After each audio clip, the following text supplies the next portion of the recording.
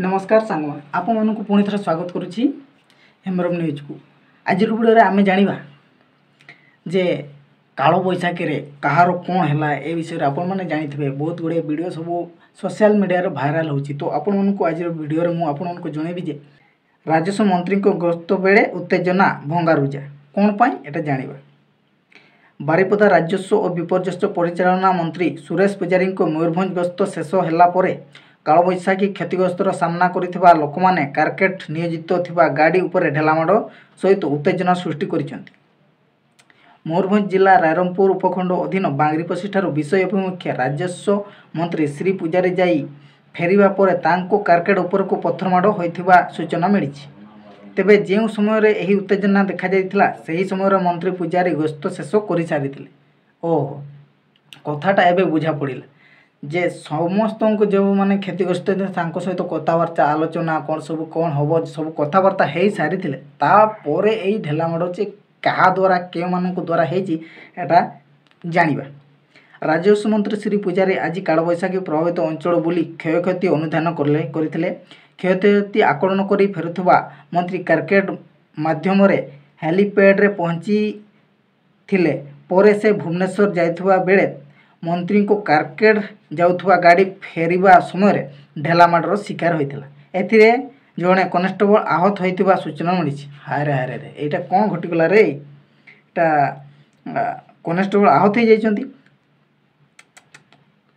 ढेलामाड़ किए के उद्देश्य रे रखी करिछि ताहा स्पष्ट होई नाही। एटा स्पष्ट होबो नाही। विरोधी दल भी अछंती आ क्षयक्षति लोक मानकर दुख भी अछि किए मारिछि एटा विचार को नियाजिवो।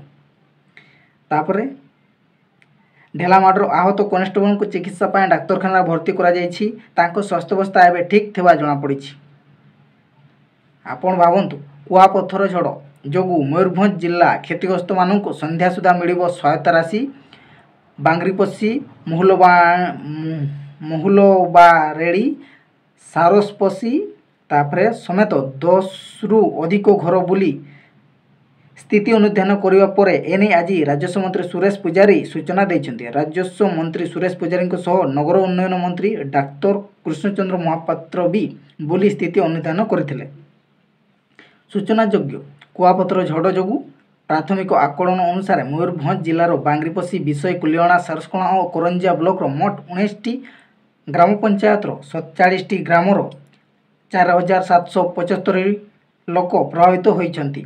एथिरे 350 कच्चा घर संपूर्ण भाव नष्ट होइथिबा बेले 11टी कच्चा घर गुरुतर क्षतिग्रस्त होइछि।